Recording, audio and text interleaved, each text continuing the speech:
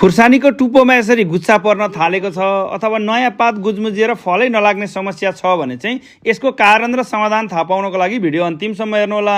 धेरै साथीहरूले चाहिँ यो समस्यालाई चाहिँ मलको कमी मात्र सम्झनुहुन्छ, तर यस्तो अवस्थामा यसको कारण भनेको चाहिँ थ्रिप्स, सेतो झिँगा, माइट्स अथवा तिनैले सार्ने चाहिँ लिफ कर्ल भाइरस हुन सक्छन्।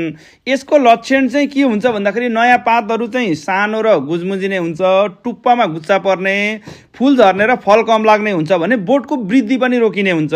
अब यस्तो अवस्थामा चाहिँ समाधानको लागि हामीले चाहिँ धेरै प्रभावित बोटहरूलाई चाहिँ हटाउने, खेत सफा राख्ने, झारहरू हटाउने र येल्लो स्टिकी ट्र्याप अथवा पहेँलो स्टिकी ट्र्यापहरू प्रयोग गर्ने, पातको तलतिर थ्रिप्स अथवा सेतो झिँगा छन् कि छैनन् भनेर नियमित चेक गर्ने, किरा देखिएमा चाहिँ लेभल अनुसारको चाहिँ उपयुक्त कीटनाशक अथवा जैविक नियन्त्रण अपनाउने, सन्तुलित मल र सिँचाइ गर्ने र समयमै नियन्त्रण गरियो भने चाहिँ उत्पादन धेरै बचाउन सकिन्छ।